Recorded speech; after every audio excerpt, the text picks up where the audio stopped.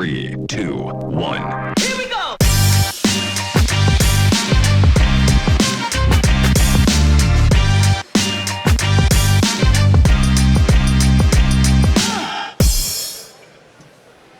Un rendez-vous spécial de 100% Health-Tech, le live de France Biotech. D'habitude, c'est à Paris, mais là, c'est à Bordeaux, lors de la 4e édition du CHU Health-Tech Connection Day.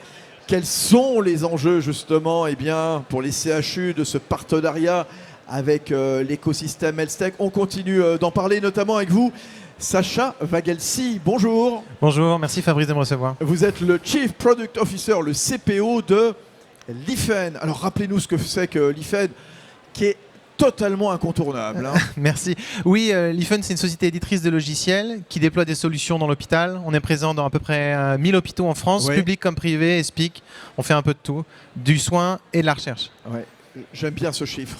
Vous envoyez tous les mois 5 millions de documents médicaux à 150 000 médecins.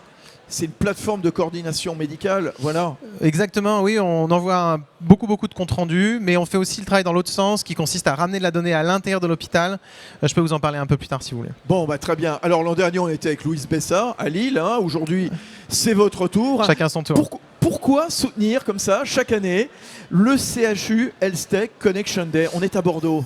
Pour nous, c'est un peu indispensable, je pense pour plusieurs raisons, mais en gros, les CHU, c'est nos plus gros clients.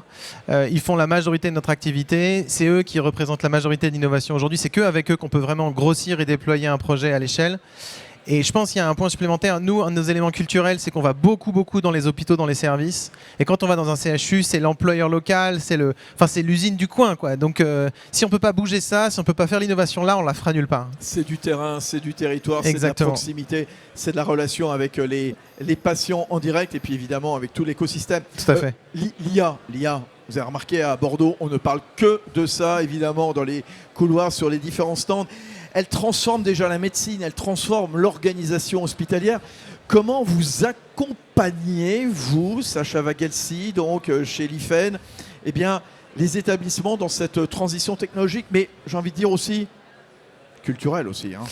C'est un bon point. Je pense que sur l'IA, nous, on a aussi l'humilité de reconnaître qu'on est au début, qu'il y a plusieurs étapes. Ça fait un certain temps qu'on en déploie, nous, sur des enjeux très administratifs, puisque notre produit historique, il embarque de l'intelligence artificielle depuis très longtemps, bien avant l'arrivée de GPT sur le marché, pour des tâches, je vous le dis, administratives qui font gagner des heures aux soignants. Et ça marche parce que ça fonctionne tout le temps.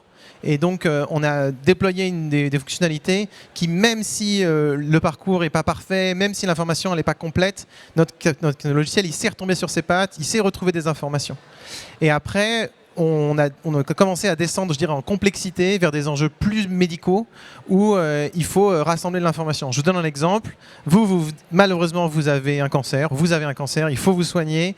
Et donc, vous venez à l'hôpital pour vous faire soigner avec de l'information médicale qui est en papier parce qu'on vous a imprimé un résultat, mais aussi sur votre téléphone. Et donc, c'est en charge de l'équipe de soins de tout rassembler. Et ça devient un peu des archéologues de la donnée, si je puis dire. Ça, à aplatir, à écraser, ça prend un temps infini. Et grâce à l'IA, on leur fait gagner du temps pour le rassembler. Bon, je rassure ma famille, mes amis, je ne souffre d'aucun cancer, bien sûr, je n'ai rien caché. Il y a d'autres mots qui sont prononcés ici à Bordeaux. C'est la souveraineté.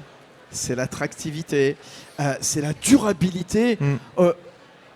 Et grâce à tout ça, grâce à l'innovation, justement, on arrive justement à répondre à tous ces enjeux que je venais de citer. Vous, comment vous y répondez concrètement chez l'IFEN? Sur la souveraineté, c'est un enjeu qu'on a en tête depuis maintenant le début. On est estampillé hébergeur de données de santé depuis 6-7 ans maintenant. Toutes nos données, elles sont hébergées en France. Et donc, c'est un peu un non-sujet. Et après, sur l'attractivité, la durabilité, c'est un peu des points sur lesquels je reviens il y a un instant. C'est-à-dire, nous, on a à cœur de solutions qui fonctionnent tout le temps. Et le parcours de soins, c'est quelque chose de très hétérogène, de très incomplet. Et donc, avoir quelque chose qui marche, c'est l'assurance que les soignants ils sont bien équipés et qui retournent sur le produit, parce qu'on sait que la marge de changement dans l'hôpital, elle est très élevée. Et pour déployer une solution qui fonctionne, il faut être efficace, quoi. Et donc, l'exemple que j'ai... Efficace, ordonné, voilà. Exactement. Voilà. Et surtout, le fait que la solution, elle peut retomber sur ses pattes. Si y a un patient qui est dans les services, mais qu'il n'a pas été... Il n'est pas inscrit, bah, faut quand même le soigner, il faut quand même le prendre en charge, et donc il faut que le logiciel sache s'adapter. Et c'est ce que les soignants ils acceptent et ils nous montrent en utilisant sur le produit tous les jours. Ça fait son chemin, tranquillement mais sûrement. Hein. Exactement. Voilà. Bon, c'est génial. Bravo, Sacha Wagelsi. Merci beaucoup d'être venu nous parler de l'IFEN, ici, donc, et bien sur le plateau de 100% Health Tech, le live de France Biotech, ici à Bordeaux. Merci. Merci Fabrice. 3, 2, 1.